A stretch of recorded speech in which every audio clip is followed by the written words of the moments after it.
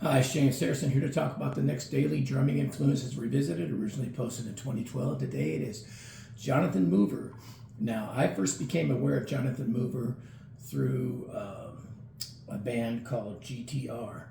And is that right? GRT? GTR. Anyway, it was a quote unquote supergroup of Steve Hackett, Steve Howe, and some others that all came from this progressive type of thing, including Johnathan Mover. And critics hated it. I enjoyed the album. I felt that Johnathan played great. I liked it. I wasn't familiar with him before, so I really enjoyed it.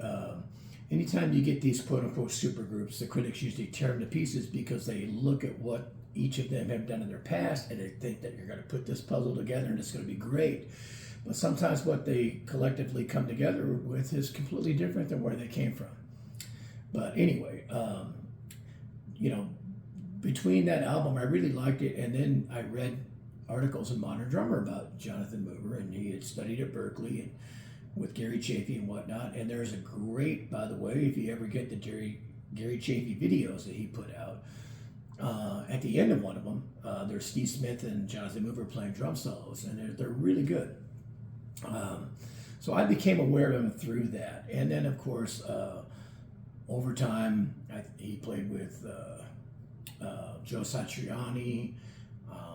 I think he played with Stuart Ham, and just different people along the way, because that's what musicians do. They keep trying to find other gigs and everything. But my first exposure with him was that GTR album, and I enjoyed it, and I liked his drumming. So he became an influence on me. And then again, reading and following different things. And of course, again, if you can find a clip of him, I think it's on YouTube, of him playing these musical drum solos based on the some of the teachings of Gary Chafee. It's worth checking out. It's great. So very short and sweet today, but the drumming influence for the day is Johnathan Mover.